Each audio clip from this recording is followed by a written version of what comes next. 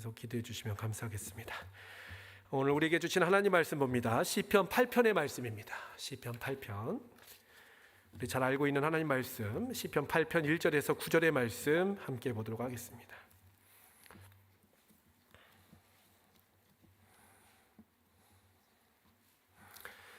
우리 한 절씩 하나님 말씀을 교독합니다. 저부터 읽겠습니다. 여호와 우리 주여, 주의 이름이 온 땅에 어찌 그리 아름다운지요. 주의 영광이 하늘을 덮었나이다.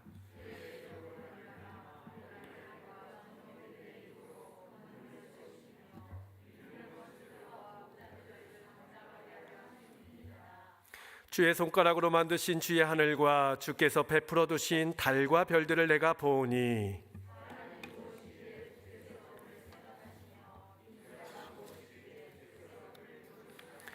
그를 하나님보다 조금 못하게 하시고 영화와 존귀로 간을 씌우셨나이다.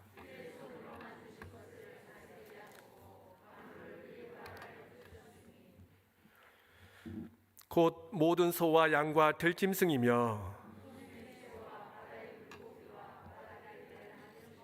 같이 읽겠습니다. 여호와 우리 주여, 주의 이름이 온 땅에 어찌 그리 아름다운지요. 아멘. 코로나 확진자가 연일 최고 수를 갱신하고 있습니다. 참 어려운 시기를 보내고 있는 것 같습니다. 그래서 여러분도 힘들겠지만 오늘은 제가 너무너무 힘들더라고요. 이게 날이 습하다 보니까 계속 습기가 안경 위로 올라와서 글씨도 잘 안 보이고 좀 그런 어려움이 있는데, 그래도 중심이 주님께로 향하고 우리의 마음을 주님께로 우리가 집중할 수만 있다면 하나님께서 우리 가운데 더 크신 역사로 응답하여 주실 줄 믿습니다. 그래서 좀 제가 발음이 좀 부정확하고 좀 글씨 요즘 좀 죄송하지만 노안도 와가지고 이게 애매합니다. 이게 버짠이 여러분이 안 보이고 또 쓰잔이 왔다 갔다 하는 그런 상황이어서 이해해 주시기 바라겠습니다. 우리가 인간이 무엇인가 계속 듣고 있습니다. 제가 여러 번 얘기했지만 우리에 관한 지식을 제대로 알면 하나님을 온전히 발견할 수 있고, 하나님을 온전히 발견할 수 있으면 우리가 누구인지 제대로 깨달을 수 있어요. 그런데 많은 사람들은 하나님을 인정하지 않죠. 하나님 없이 내 스스로에 관한 지식만 가득 채우려고 하는데, 그런 사람들을 가리켜서 이제 무신론자다라고 얘기하죠. 무신론자. 이런 무신론이라는 것도 사실은 종교가 있는 것입니다. 종교가 없는 사람들은 이 무신론 자체도 인정하지 않죠. 이 무신론은 신을 인정하지 않는다는 믿음이 있어요. 반대로 누가 신이 되는 겁니까? 내가 신이 되는 겁니다. 인간이 신이 되는 거고, 과학이 신이 되는 거고, 이 세상에 돈이 신이 되는 거고, 이 세상에 쌓아놓은 문명이 신이 되는 것이 바로 이제 무신론자들이에요. 요즘에 무신론자들이 점점 늘어나고 있다고 합니다. 종교 분포도 조사를 보니까 이제 예전에는 이제 불교가 1등이었고, 그 다음에는 우리 개신교, 또 천주교, 그 다음에 무슨 유교 이런 순이었는데, 지금은 1위가 여러분 무신론입니다. 무신론. 종교가 없는 사람이 가장 많아요. 그리고 나서 불교, 그 다음에 개신교, 그 다음에 천주교 손이라고 합니다. 이거는 비단 우리뿐만 아니라 전 세계적으로 이제 그 무신론, 기존의 신앙을 인정하지 않는 것입니다. 특별히 기독교에 대해서는 아주 혐오적인 그런 집단들이 많이 있죠. 특히 이슬람 같은 경우는 기독교를 너무너무 싫어합니다. 그래서 기독교에서 이슬람 국가를 갈 경우에는 반드시 여러분들이 그걸 감춰야 됩니다. 종교적인 성향을. 그래서 그 이슬람 사람들은요, 이 개신교, 기독교라든지 천주교가 본국으로 들어오면 타겟 1호가 됩니다. 저 사람들이 왜 왔나 하고서 잘 감시해 가지고 저 사람들의 어떤 동선이라든지 하는 사역들을 면밀히 살펴보고서 추방하거나 심지어는 테러까지 일으킬 만큼 혐오적인 그런 것들이 많이 있죠. 우리 대한민국 이제 광복 몇 년입니까? 그래서 70년이 넘었는데도 불구하고 이제 80년 다가오지 않습니까? 그런데도 개신교에 대한 그런 이미지는 점점 안 좋아지고 있습니다.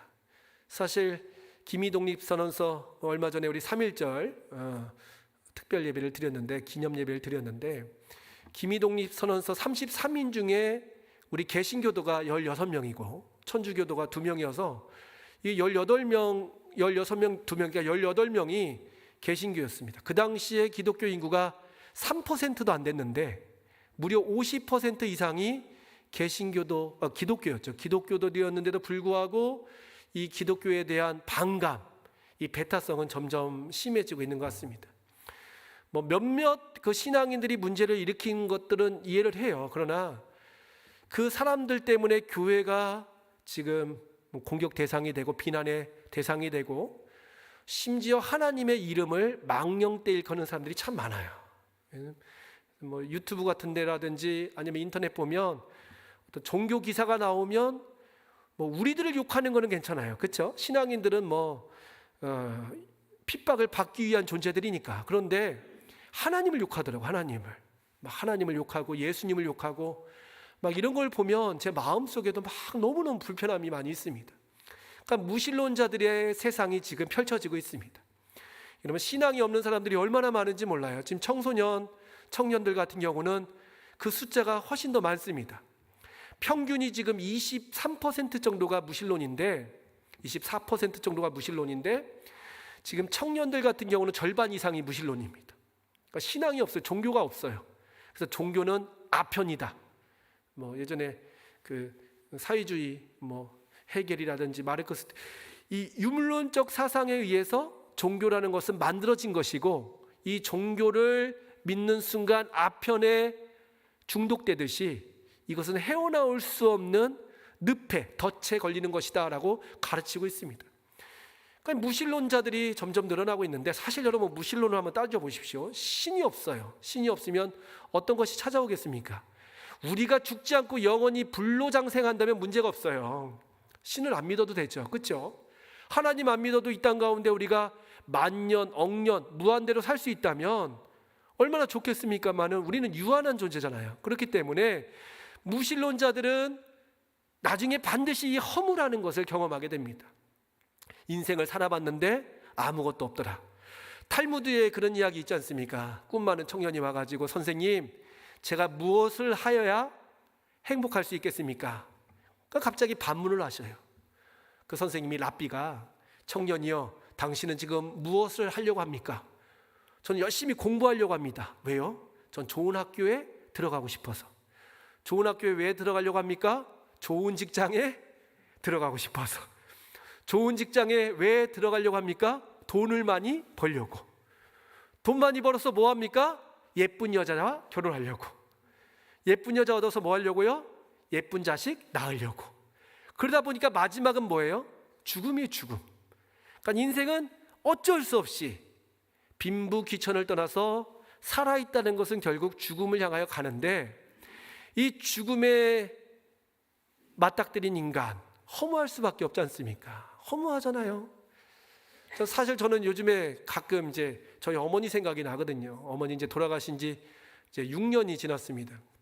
근데 이제 6년 지났는데 저는 3대 독자고 어머니가 이제 40살에 저를 낳았어요. 그러니까 저도 저희 막내를 41에 낳아보니까 늦게 나면 애가 이쁘더라고요. 지금은 이제 못 납니다. 그 아쉽긴 한데 얼마나 예쁜지 몰라요. 그 아기가 너무너무 예쁘더라고요. 근데 어머니가 저를 정말 예뻐하셨거든요. 그래서 항상 저를 이렇게 안아주시고 그러면 항상 어머니 그 채취 이제 그 몸 냄새 뭐 솔직히 말하면 좋은 냄새는 아니죠. 땀 냄새 비슷하고 이제 좀 눅눅한 냄새인데 사실 어머니 그 품 냄새가. 근데도 그 냄새가 너무너무 그리운 거예요. 근데 지금은 이제 다시는 맡아볼 수 없는, 얼마 전까지는 전화해가지고 밥 먹었냐 뭐하냐 맨날 그냥 하루에 2-3번씩 전화 오던 그 어머니가 이제는 없어진 거예요. 다시는 올 수 없는. 그러니까 인생이 그렇지 않습니까? 우리도 지금 숨을 쉬고 살아가고 있지만 우리 인간이 경험하는 마지막에 우리 자아의 모습은 허무예요. 허무. 이 허무가 찾아오기 때문에 두려워하고 있는 거예요. 저는 연세 드신 분들은 이 두려움이 없을 줄 알았어요. 사실은 인생을 살아봤으니까. 근데 제가 부천에 있을 때 원로 장로님 한 분이 계셨습니다. 그분은 뭐 여러 사회적인 활동도 많이 하시고 왔는데 갑자기 저한테 그런 말씀을 하시는 거예요. 70이 훌쩍 넘으신 분인데, 목사님, 나 고민이 있대. 어떤 고민이요? 뭐 큰아들이 속썩여요? 아니면 뭐 몸이 아프셔요? 나 죽기 싫어 그러더라고요. 그 장로님은 온 교인들이 다 우러러보는 아주 훌륭한 장로님인데, 진짜 저는 그 이야기가 제 마음에 팍 꽂혔어요. 장로님이 죽음을 두려워하시구나. 그러니까 난 정말 죽기 싫어. 근데 이제 죽을 날이 점점 다가오잖아. 난 진짜 죽기 싫은데. 막 그 얘기를 하시는데, 인생의 마지막은 다 이 두려움 속에서 생을 마무리하구나. 이건 어쩔 수 없는 것 아니겠습니까? 그러니까 우리는 천국에 소망이 있고, 우리는 죽음 이후에 다음 세상이 있다는 것을 인정하기 때문에 사실은 죽음 앞에서도 위로를 받을 수 있고 용기를 얻을 수 있고 소망을 가질 수 있는 거 아니겠습니까? 다시 만날 그날을 기약하면서. 근데 무신론자들은 끝이잖아요. 유물론이기 때문에, 보이는 것이 전부이기 때문에 우리의 육신이 사라지면 모든 것이 끝난다. 그래서 무신론자들의 특징은 바로 뭐냐면 이 자살이에요. 자살. 물론 인생이 너무 괴로워서 돌아가시는 분들 충분히 이해합니다. 막 빚더미에 있고 또 막 해결할 수 없는 굴레에서 살아가시는 분들은 사는 것보다 죽는 것이 더 편하겠다 생각을 가질 수 있죠. 사도 바울도 그 얘기를 했으니까. 그런 분들은 좀 연민이 느껴지는데, 이 무신론자들의 특징은 그것이 아니에요. 왜냐하면 내가 늙기 전에 가장 아름다운 모습으로 나의 인생을 끝마치겠다, 이런 사람들이 참 많이 있습니다. 여러분, 차이콥스키 같은 사람들, 니체 같은 사람들 다 젊은 시절에 자살해요. 왜냐하면 더 늙으면 내가 병들고 더 늙으면 내가 실수할까 봐 나는 지금 죽어야겠다, 그 생각이 있는 겁니다. 그 충분히 이해되죠. 무신론이기 때문에. 그래서 어떤 사람들은 막 연탄가스 펴놓고 죽기도 하고, 어떤 사람들은 막 인터넷에 그것이 너무 많아요. 왜냐하면 신이 없다고 생각하는 사람들의 마지막은 두려움과 허무이기 때문이 그렇습니다. 여러분, 사이간자 아시죠? 이 사이간자를 쓰는 대표적인 단어가 세 가지 단어가 있습니다. 첫 번째는 시간이고, 두 번째는 공간이고, 세 번째는 인간이에요. 그러니까 시간과 공간과 인간의 특징이 있어요. 공통점은 뭐냐면 사이에 끼어 있다는 겁니다. 여러분, 시간을 한번 생각해 보십시오. 지금의 시간은 전의 시간하고 후의 시간 사이에 있는 시간이죠. 그렇죠? 우리는 아무리 오래 산다 할지라도 100년의 시간을 넘어설 수가 없어요. 100년 이전에는 없었고 100년 이후에는 우리는 없어요. 그렇죠? 이 땅 가운데서는. 그러니까 이 시간이라는 것도 사이에 끼어 있고, 공간도 마찬가지입니다. 여러분, 우주가 얼마나 넓습니까? 이 우주는 끝이 없다고 생각하지만 사실은 우리는 공간을 점유하고 살고 있잖아요. 근데 이것을 알 수 없어요. 어느 사이에 분명히 우리는 껴서 지금 존재하고 있는데, 끝은 어디고 시작은 어디고 그 너머에는 뭐가 있는지 아는 사람이 없어요. 인간도 마찬가지입니다. 우리는 지금 살아가고 있는데 우리가 어디서 왔다 어디로 가는지, 지금 어떻게 태어나고 또 나중에는 어떠한 존재로 살아가는지 몰라요. 우리는 전도 있고 후도 있어요. 인간의 인생은 짧은 100년의 삶이 아니라 전의 생애도 있었고 이후의 생애도 있어요. 그러나 우리는 너무나 유한하기 때문에 이걸 하나도 알 수가 없어요. 제가 저희 아이들한테 퀴즈를 냈어요. 이거 맞히면 너네들 아빠가 진짜 너 갖고 싶은 거 다 해줄게. 그래서 보여봐, 애들이 초롱초롱해. 진짜 쉬워. 이거는 정말 단순해도 맞힐 수 있어. 올해가 2022년이지. 그러니까 네. 그러면 처음의 시간은 언제일까? 했더니 얘들 대답을 못하는 거예요. 갑자기 영년 빵년이요. 그러더니 빵년이 시작이면 좋겠어요. 근데 빵년 이전의 시간이 있습니까? 없습니까? 있어요. 기원전 100년, 기원전 1000년, 기원전 만년. 그러니까 이런 시간들을 봐도 우리는 알 수가 없는 게 우주의 신비 아닙니까? 시간의 신비고 우주의 끝도 알 수 없고. 그렇듯이 이것만 봐도 우리는요, 이 사이간자를 쓰고 있다는 것 자체가 우리들은 유한한 존재라는 것을 인정하는 것입니다. 그러니까 공통점은 바로 사이에 끼어 있는데, 그 한계는 바로 우리가 제한적인 존재, 유한한 존재다라는 것을 이미 모든 사람은 인정할 수밖에 없다는 것입니다. 그렇기 때문에 우리가 가지고 있는 지식, 우리가 가지고 있는 어떤 문명, 우리가 가지고 있는 어떤 삶의 의미가 대단해 보이지만요, 사실 유한합니다. 유한한 공간에서, 유한한 시간에서, 유한한 존재가 만든 지식이 무한하겠습니까? 유한하죠. 저는 요즘에 참 신비로운 게요, 이 과학기술이 얼마나 대단한지 몰라요. 어느 곳에 있든지 내 위치를 찾아내는 것이 신기해요. 얼마 전에 저 간판을 새로 했는데 고민이 생겼어요. 고민. 어떤 고민이냐면 불을 해 떨어지면 켜야 되고, 그렇죠? 날 밝으면 불을 꺼야 되지 않습니까? 이거를 사람이 하면 얼마나 피곤하겠어요. 근데 딱 인터넷 찾아보니까 GPS 스위치가 있는 거야. 그게 뭐냐면 얘가 알아서 해 뜨는 시간을 알아요. 그때는 불이 딱 꺼져요. 그리고 해가 떨어지면 자동으로 얘가 알아가지고 전기를 들여보내요. 야, 그거 딱 설치하니까 얼마나 편한지 몰라. 시간을 띡띡띡띡띡 누르니까 정말 시간이 탁 켜졌다가 꺼졌다가 하더라고요. 그러면서 불이 환해졌다가 또 9시만 되면 딱 꺼지고, 이런 기계가 있구나라는 것을 생각할 때 참 놀라워요. 근데 이러한 모든 지식들, 인간이 만들어낸 모든 지식들이 대단해 보이지만 우리 안에 유한한 공간 안에, 유한한 시간 안에, 유한한 존재들이 만들었기 때문에 이 지식을 가리켜서 과학이라든지 존재를 가리켜서 유한한 지식, 유한한 과학, 유한한 존재다라고 나오는데, 제 앞에다 한자를 하나 썼습니다. 이 한자가 이 초자입니다. 너물 초. 유한이라는 것은 무한도 있다라는 것을 가정하지 않습니까? 그러니까 우리가 알지 못하는 초과학의 세계, 초지식의 세계, 우리 존재를 뛰어넘는 초월자가 있다라는 것을 유한을 통해서 우리에게 증명하고 있는 것입니다. 그래서 여러분, 비과학과 초과학은 다릅니다. 하나님을 믿는다는 것이 비과학적으로 보일 수 있어요. 어떤 사람이 그렇게 얘기해요. 아니, 하나님 있으면 보여줘봐. 보여주면 믿을게. 그러면 보이지 않는 것은 다 안 믿는 그런 논리가 되죠. 그런데 우리가 너무나 한계가 뭐냐면, 우리의 함정이 뭐냐면, 보이는 것, 내가 아는 지식의 그런 범주 아래서 하나님을 이해하려고 하는데, 그것은 어리석은 인간들의 하나의 잘못된 논리라는 것입니다.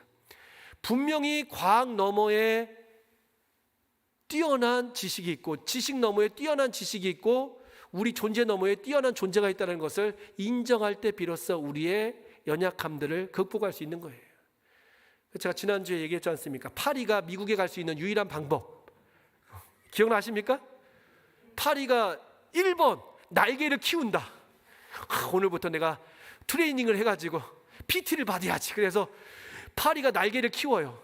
아니면 2번 내 식량을 준비한다. 가면서 당 떨어지면 먹을 수 있도록 사탕도 준비하고 막 날개다 기름칠도 하고. 3번 간단해요. 비행기에 올라탄다. 그거 아닙니까? 비행기에 올라타면 얘는 가만히 있어도 미국도 갈 수 있고 우주도 날아갈 수 있는 거 아니겠습니까? 그러니까 우리의 유한함, 우리의 한계를 극복할 수 있는 방법은 바로 뭐냐면 하나님의 무한성, 유한한 존재의 최고의 선택은 바로 초월적인 존재에게 나의 모든 것을 맡기는 것이 중요해요. 그러니까 여러분, 성경을 읽을 때 내 지식으로 읽으면요, 이해되는 부분도 있고 이해 안 되는 부분이 있어요. 왜냐하면 내 유한한 지식 가운데 성경을 포함시키면 안 돼요. 하나님을 가둬놓으면 안 돼요. 그러니까 나는 요만한데 하나님을 요 안에다 집어넣으려니까 얼마나 힘들어요. 어떤 분이 그러더라고. 냉장고에 코끼리를 집어넣는 방법. 냉장고에 코끼리를 어떻게 집어넣어요? 어떤 분 그러더라고요. 문을 연다, 코끼리를 집어넣는다, 문을 닫는다. 그러면 냉장고에 코끼리가 들어간대요. 또 어떤 분이 그러더라고요. 저 전에 있던 교회 부목사를 시킨다 그래. 그게 무슨 말인지 아세요? 부목사를 시킨다 그러면 된대요.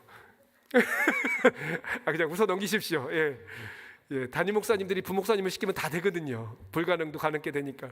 뭐 그 얘기를 어떤 분이 하시는데, 하여튼 초월적 존재에 우리의 모든 것을 맡겨야 됩니다. 나는 죽어서 천국이 없을 것 같아. 막 그런 불안감이 생겨요. 왜냐하면 나는 유한한 존재니까. 나는 유한한 시간 안에 사니까. 난 유한한 공간 안에 사니까 우리는 내 기준으로 자꾸만 생각하는 거예요. 죽으면 끝이다. 봐봐, 죽으면 그냥 나는 이제 생명이 없어지는 거니까 끝이지. 이거는 내 유한한 지식에 하나님의 무한함을 억지로 집어넣으려는 어리석은 짓과 같은 거예요. 마치 코끼리를 냉장고에 집어넣어요. 왜 냉장고에 집어넣어요? 큰 동물원 같은 데 풀어놔야지. 그러니까 그러한 우리가 어리석은 우를 범하는지 몰라요. 내가 나는 주님 앞에 예물을 드리면, 헌금을 드리면 내 재산은 점점 사라질 거야. 나는 물질이 없어지니까 그러지 말아야지. 내가 교회에서 봉사하면 내 시간이 아까워. 내 일을 못하니까 난 이거 포기해야지. 난 주일날 일을 안 하면 나는 7분의 1의 손해가 생길 거야. 나는 그냥 주일날은 그냥 일을 열심히 해야 돼. 주일날 뭐 예배 드릴 필요 있어. 마음으로 믿는 게 중요하지. 나는 먹고 사는 것이 중요하니까. 그러니까 우리는 사실 논리적으로 그것이 잘못됐다는 것보다도 우리는 뭐냐면 그건 어리석다는 거예요. 잘못보다 어리석다. 예, 그거는 우리의 무지라는 거예요. 무지. 깨닫고 나면 절대자가 계시고 절대적인 시간이 있고 절대적인 공간이 있고 절대적인 지식이 있다는 것을 믿는 순간 우리의 것을 맡길 수가 있어요. 저는 성경에 나오는 사건 중에 정말 멋있는 사건이 바로 베드로의 사건이에요. 주님의 그런 기적의 사건이 있었어요. 막 파도가 치고 있는데 물 위로 예수님께서 걸어가셔요. 딱 배 가까이 오니까 베드로나 제자들이 깜짝 놀라죠. 와, 유령이다, 귀신이다. 그때 예수님이 내니 안심하라 라고 말씀하십니다. 그때 베드로가 뭐라고 얘기하죠? 주이시거든 나를 명하여 오라 하소서. 그때 베드로가 물 위로 걷게 되는 놀라운 역사를 경험하게 돼요. 이거는 불가능해요. 우리는 이제 또 생각하죠. 어떻게 물 위를 걸어? 이거는 불가능한 거야. 이렇게 생각하시는 순간 하나님의 무한성을 나의 지시간에 그냥 억지로 넣는 사람하고 똑같은 거예요. 근데 베드로도 그랬어요. 오라 하니까 정말 주님의 말씀이니까 가니까 진짜 물 위로 걸어갔는데 순간 바다가 물결이 막 찰랑거리니까 그것을 보는 순간 어떻게 됐습니까? 두려운 마음에 푹 빠지게 되잖아요. 그러니까 우리들도 생각해야 될 것이 바로 뭐냐면 나의 그런 연약함, 나의 어떤 어리석음, 내가 받은 교육, 지식, 경험 이것이 아니라 주님 앞에 나의 모든 것을 맡기는 그런 결단이 필요합니다. 되든 안 되든 안 될 수도 있어요. 왜 안 될 수 있냐면 하나님이 그것을 원하지 않으시면 안 되는 거예요. 그러나 하나님께서 원하시는데도 불구하고 우리가 하지 않아서 이루어지지 않는 기적들이 얼마나 많은지 모릅니다. 여러분 보세요. 내가 무릎이 관절이 아파요. 수술해야 된대요. 수술해야 된대.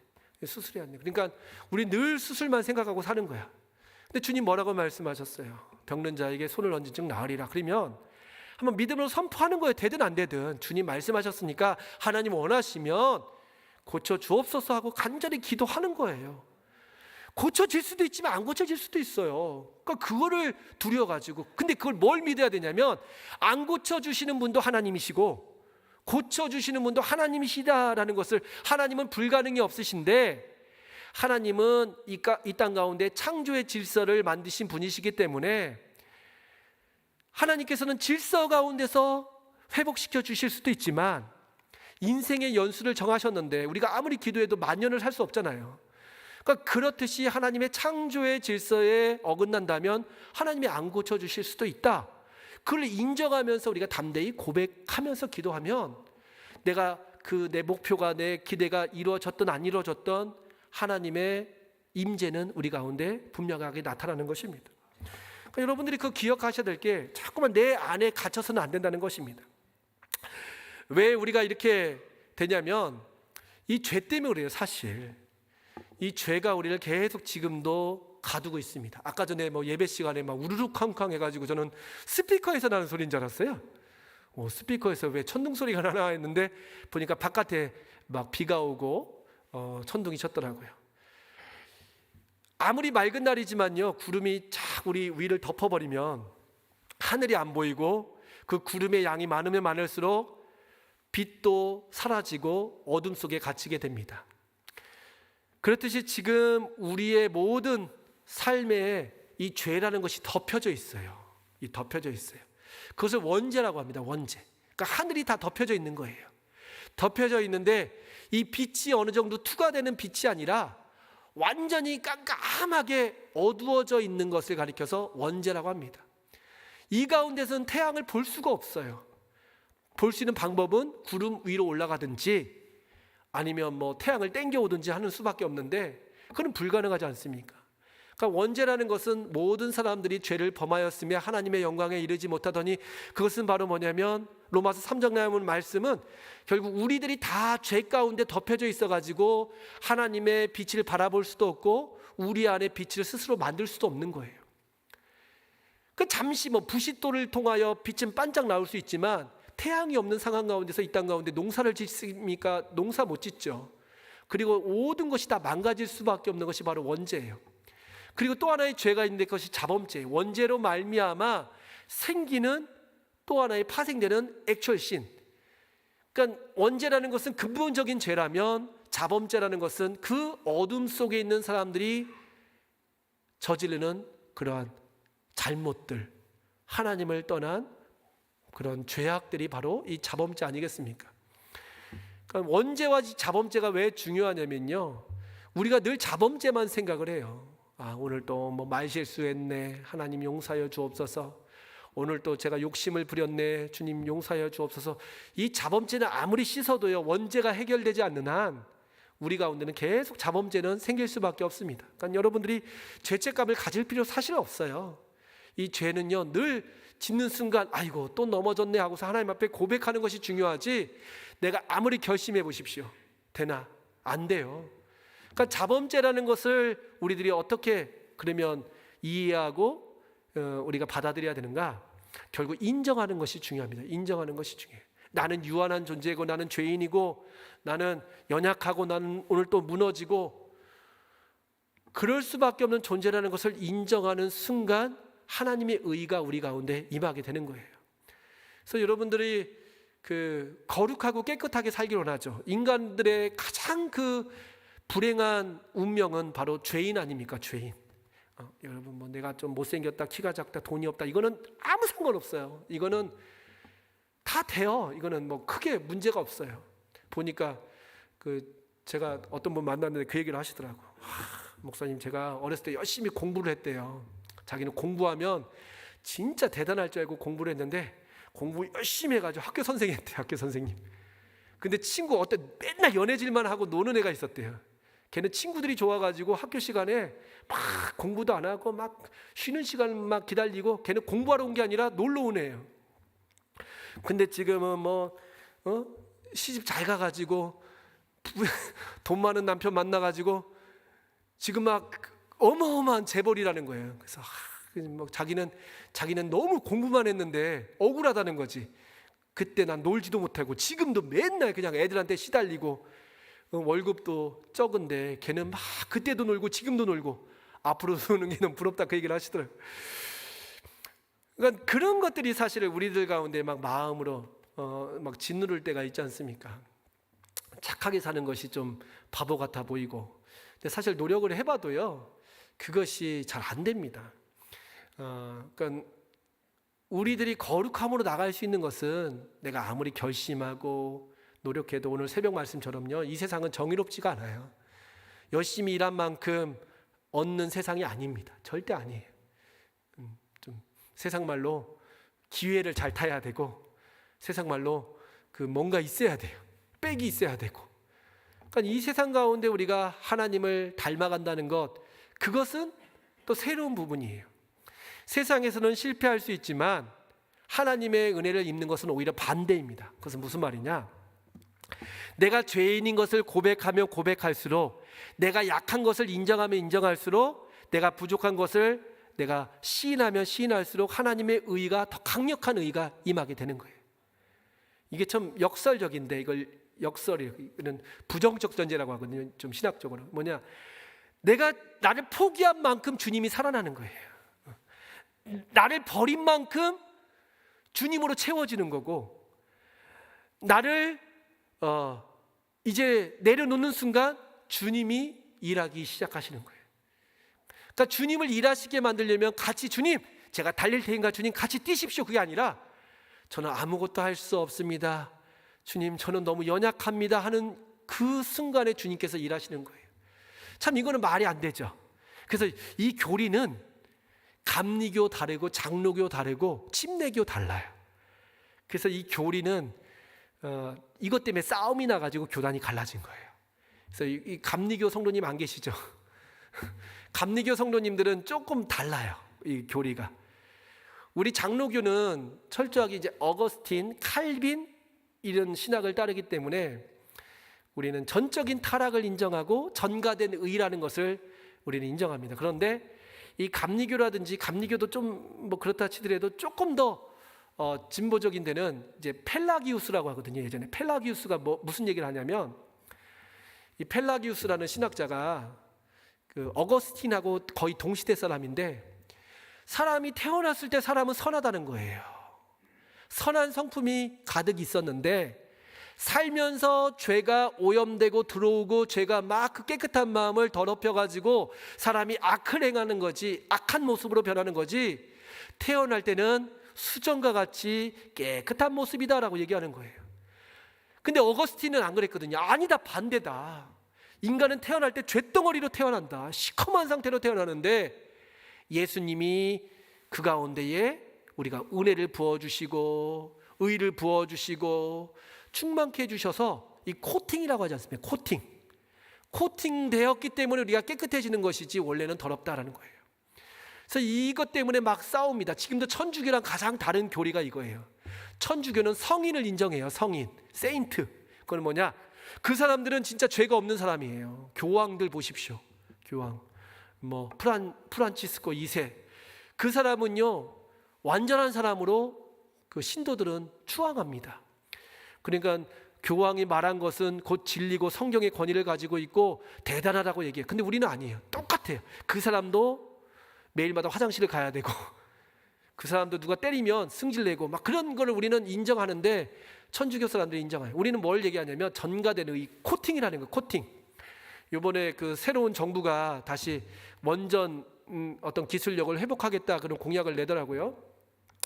그러니까 원전을 안전하게 써야겠죠. 어떻게 쓰냐면 폐기물, 원전 폐기물은 방사능 덩어리니까 그냥 갖다 놓으면 다 죽고 오염되고 망하지만, 그것을 납으로 씌우고 콘크리트로 완전히 무장해가지고 가둬 놓으면 아무리 그 안에 위험물이 있다 할지라도 그 주변 사람들은 안전하게 살 수 있듯이, 우리는 죄예요, 죄. 근데 내가 죄인이다라는 것을 인정하는 순간 주님의 코팅, 주님의 의로 나를 커버하는 거예요. 커버. 그래서 나는 여전히 죄지만 주님이 나를 덮어주시고 계시기 때문에 우리는 은혜 가운데 살 수 있는 거예요. 그러니까 주님이 나를 떠나는 순간 나는 벗겨지는 거 아니에요? 그럼 큰일 납니다. 그러니까 날마다 주님께서 나를 덮어주시고 나를 붙잡아 주시기 때문에 사는 존재가 바로 우리들이다. 이것이 장로교 교리예요. 근데 천주교는 아니에요. 내 죄가 있어요. 죄가 쑥 빠져요. 이게 없어져요. 빈 공간이 돼요. 그리고 다시 주님의 의가 쑥 들어가요.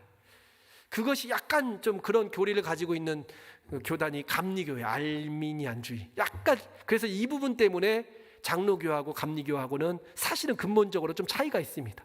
그러니까 이거는 우리는 뭐 이것 때문에 구원받고 지옥 가고 그런 차이는 아니지만, 그래도 우리가 믿는 신앙은 조금 그런 부분에서 개혁교회 신앙은 조금 다릅니다. 그래서 여러분들은 이 교리가 마음에 안 드시면 감리교 가셔야 되고 네, 이 교리를 받아들여야 됩니다. 장로교 신앙을 할 때는. 그러니까 나는 죄인이에요. 난 죄덩어리예요. 나는 인정을 하셔야 됩니다. 나는 죄지만 아무리 죄인이어도 주님이 십자가의 그 은혜로, 십자가의 의라고 하거든요. 의로 전가 내 위를 쫙 덮어주시는 거예요. 기름 부음의 역사가 그런 거 아닙니까? 쫙 기름이 부어지는 순간 내 모든 몸은 다 기름으로 적셔져 가지고 거룩한 하나님의 성물이 되듯이, 우리 자체가 깨끗해지는 게 아니라 우리 자체 가운데 하나님의 그런 구원의 역사가 임하는 것이 아니라 예수님을 통하여 우리가 구원받은 백성이 되는 것입니다. 그래서 저는 이제 조금 뭐 시간이 지났는데 한마디만 더 하면, 조금 이제 그런 것 때문에 사실 저는 조금 신학적으로 되게 고민을 많이 했어요. 내 안에 하나님이 계신다, 뭐 이런 말 많이 하잖아요. 특히 이제 감리교 목사님들이 그런 얘기를 많이 해요. 근데 이거 조금 위험한 말입니다. 내 안에 주님이 계신다. 근데 성경을 보면 고린도전서 3장 16절도 그렇고 너희 안에라고 얘기하거든요. 너희 안에. 그러니까 누가복음에도 보면 하나님 나라는 여기 있다 저기 있다고도 못하리니 너희 안에, 공동체를 말하는 거거든요. 공동체. 두세 사람이 내 이름으로 모인 곳에 주님이 거기에 왕으로 오시는 것을 우리는 주님의 임재로 받아들여야 되는데, 어떤 사람은 내 안에 이 속에 주님이 쏙 들어왔다고 생각을 하는 거예요. 물론 이 속에 쏙 들어왔다는 표현도 성경에 한두 번은 나와요. 그런데 성경에 나오는 수십 구절을 다 연구를 해보면 복수로 써 있어요. 너희 안에. 그러니까 우리가 모일 때, 우리가 주님의 임재를 초청하고 주님의 이름으로 모일 때 주님께서 우리 가운데 좌정하셔서 그곳이 하나님의 나라가 되고 사단의 권세가 사라지는 것이지, 그냥 여기 안에 주님 있어. 어디 있어 주님? 여기. 뭐 그래도 애들 그러더라고요. 주님 어디 있어? 여기. 그러더라고요. 주님이 여기 계시다는 게 성령께서 우리를 감동시켜 주시고 우리에게 생각나게 하시고 살아가야 될 방법은 가르쳐 주시지만 내 안에 주님을 제한하는 순간 그거는 좀 문제가 생겨요. 왜냐하면 내 소유가 되거든요. 주님이. 내 소유가.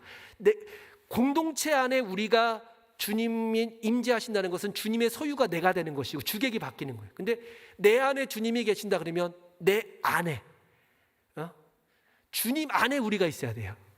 In Christ, 주님 그리스도 안에 구원이 있고 그리스도 안에 생명이 있는 건데, 내 안에 주님이 있다는 것은 내 안에 생명이 있고 내 안에 그런 어떤 주님을 가두리, 이거 좀 말장난인 것 같지만 좀 중요한 것은 바로 뭐냐면 공동체성, 하나님 나라성을 우리 장로교는 조금 더 강조하고 감리교는 개인 구원을 강조해요. 개인 구원을 강조하기 때문에 내가 착하고 의롭고, 감리교 막 비판하는 게 아니라 교리적 차이를 말씀해 드리는 겁니다.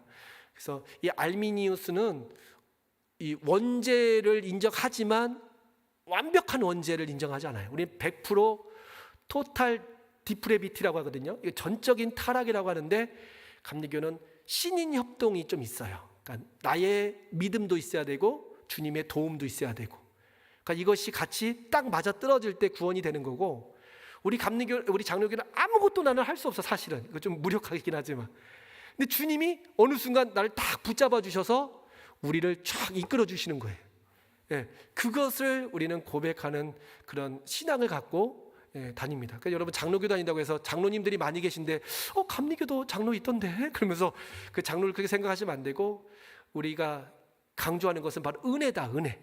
그러니까 하나님이 나를 택하여 주시고 부르신 것은 은혜다라는 것을 기억하면서 그 은혜의 보좌 앞으로 한 걸음 한 걸음 더 가까이 나갈 때 나의 어둠, 그림자가 점점 진해지겠죠. 빛에 가까이 가니까.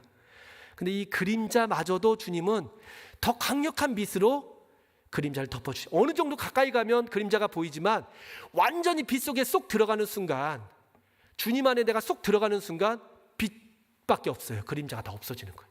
완전히 코팅이 되니까. 그러니까 그러한 믿음을 가지고 사는 것이 바로 우리의 신앙의 모습이 되어야겠다라는 것을 여러분 기억하시기 바라겠습니다.